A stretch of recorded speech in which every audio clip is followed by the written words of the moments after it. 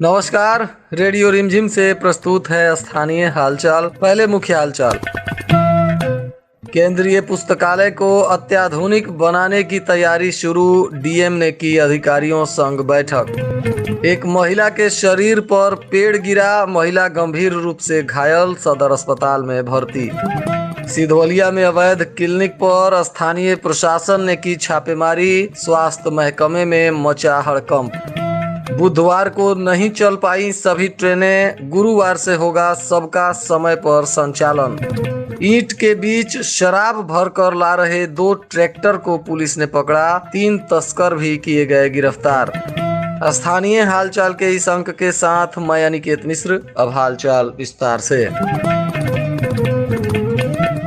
गोपालगंज के जिलाधिकारी डॉक्टर नवल किशोर चौधरी ने आज केंद्रीय पुस्तकालय को लेकर वरीय पदाधिकारियों के साथ एक बैठक की। इस दौरान उन्होंने कहा कि पुस्तकालय में कंप्यूटर शेड, बुक शेल्फ, पानी टंकी, पेयजल आपूर्ति की उपलब्धता तथा प्लम्बिंग कार्य, प्रिंटर, सीसीटीवी की व्यवस्था, इंटरनेट कनेक्शन इत्यादि भौतिक संसाधनों से पुस्तकालय को लैस करने की आवश्यकता है और इसके लिए निर्णय ले लिया गया। इसके अलावा जिलाधिकारी ने पुस्तक दान महादान अभियान में तेजी लाने के लिए आगामी शनिवार को समाहरणालय में पुस्तक दान कैंप का आयोजन करने का भी निर्देश दिया। इस कैंप में पदाधिकारी गण पुस्तक क्रय करके और पुस्तक दान करेंगे। बैठक में गोपालगंज के उप विकास आयुक्त अभिषेक रंजन तथा जिला स्तरीय पदाधिकारी गण, कार्यपालक अभियंता, विद्युत विभाग के कार्यपालक अभियंता सहित नगर परिषद से लेकर स्वास्थ्य विभाग तक के और पुलिस विभाग के कई पदाधिकारी और कर्मी मौजूद रहे। थावे थाना क्षेत्र के जगमलवा में एक महिला के शरीर पर पेड़ गिर गया, जिससे महिला बुरी तरह से जख्मी हो गई, जिसके बाद महिला को परिजनों ने सदर अस्पताल के इमरजेंसी वार्ड में भर्ती कराया है, जहां घायल महिला सरस्वती देवी का इलाज चल रहा है। लोगों ने बताया कि महिला अपने दरवाजे पर खड़ी थी, तभी अचानक पेड़ गिर गया, जिससे वह बुरी तरह से जख्मी हो गई।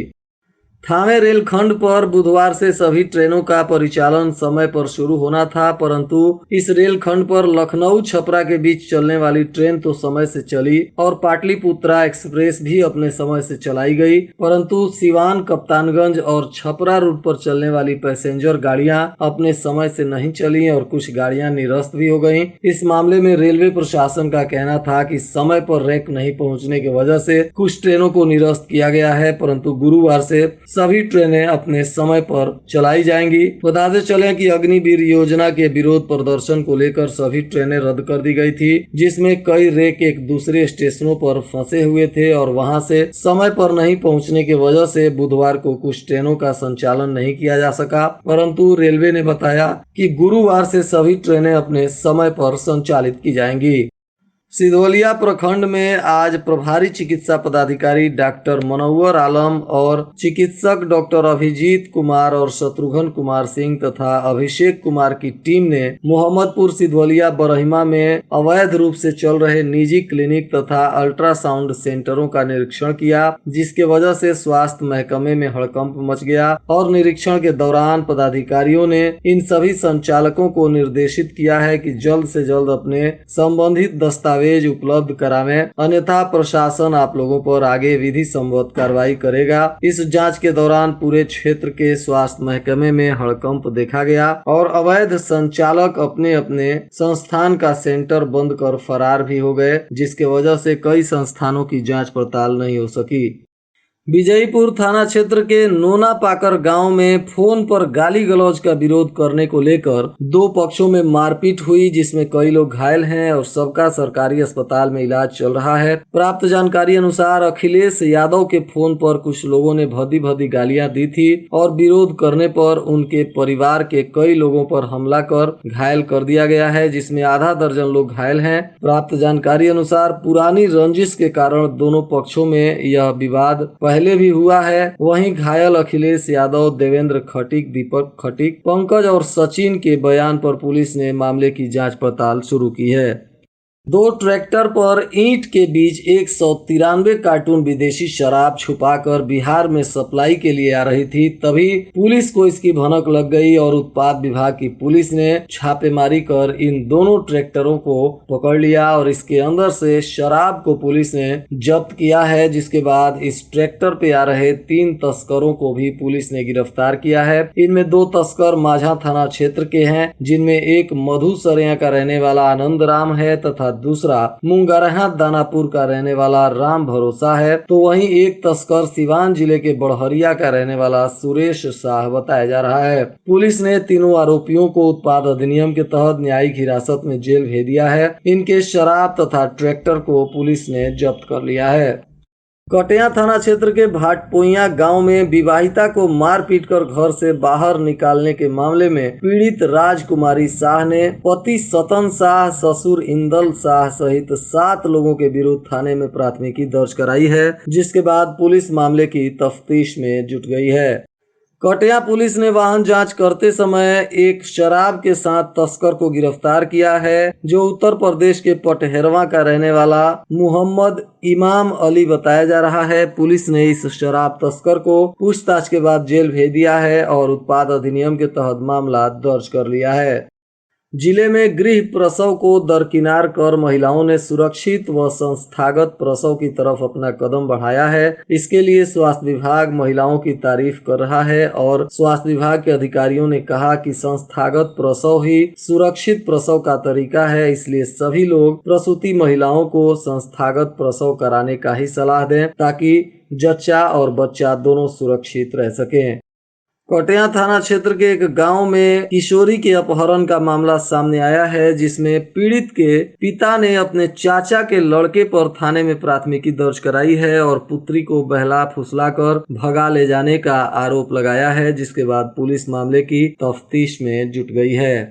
जिलाधिकारी डॉक्टर नवल किशोर चौधरी ने अपने कार्यालय पर जनता दरबार लगाया, जिसमें बहुत सारे लोगों ने पहुंचकर अपनी समस्याओं से जिलाधिकारी को अवगत कराया। इसमें वाहन अतिक्रमण, भूमि विवाद, पारिवारिक समस्या, इंदिरा आवास, वृद्धा पेंशन, जबरन जमीन पर कब्जा जैसी समस्याओं को लेकर फरियादी जिलाधिकारी के पास पहुंचे हुए थे और जिलाधिकारी ने इन समस्याओं को सुलझाने का प्रयास किया।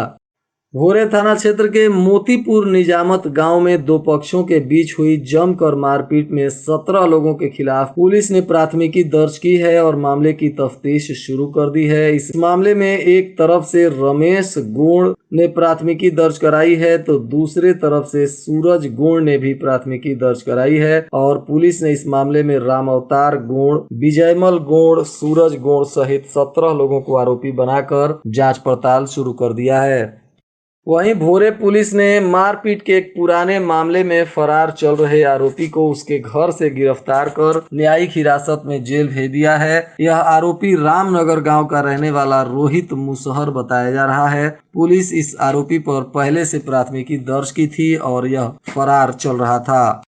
भोरे के वायरलेस मोड़ के पास एक वाटर ट्रीटमेंट प्लांट में चोरी की गई, जिसमें चोरों ने प्लांट के आगे गाड़ी लगाकर बकायदा घंटों चोरी की। लेकिन आश्चर्य की बात यह है कि भोरे मुख्यालय में हुई इस भीषण चोरी की वारदात की भनक तक पुलिस को नहीं लगी। इस वारदात में पुलिस ने पैदल और नियमित गश्ती पर सवाल खड़े हो रहे हैं। वहीं दूसरी तरफ इस घटना को लेकर स्थानीय लोगों में काफी आक्रोश व्याप्त है। फिलहाल पुलिस ने इस मामले में प्राथमिकी दर्ज कर जांच पड़ताल शुरू कर दिया है।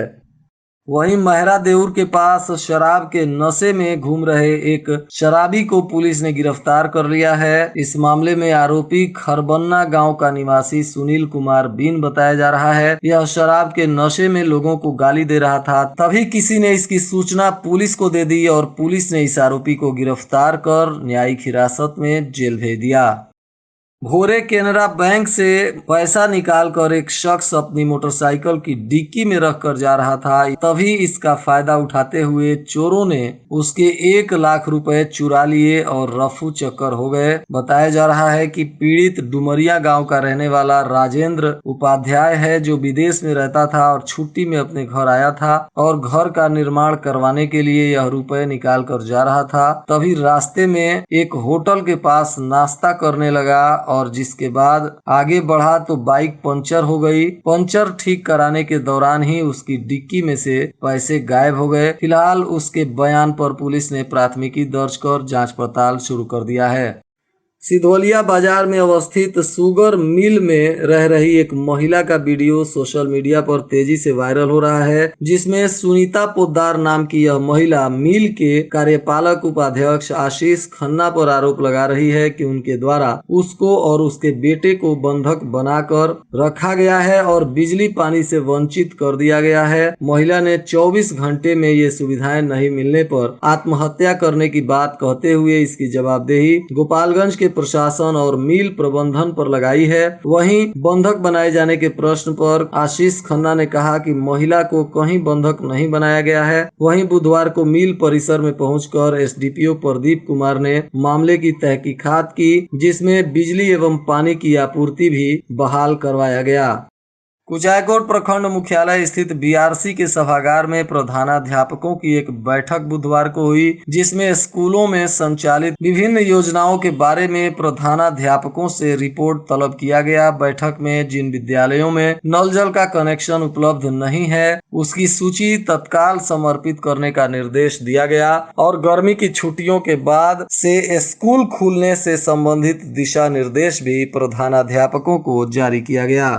वहीं सिधवलिया थाना क्षेत्र के पठान टोला निवासी जदयू के जिला सचिव परवेज आलम खान ने गोपालगंज के सांसद आलोक कुमार सुमन को पत्र लिखकर लड़ौली बढ़िया पथ को बनवाने की मांग की है। उन्होंने कहा है कि बाढ़ में यह पथ बिल्कुल जर्जर हो गया था, उसके बाद विभाग द्वारा सिर्फ मेटल डालकर इसको छोड़ दिया गया है, जिससे कई गाँव के लोगों को परेशानी हो रही है।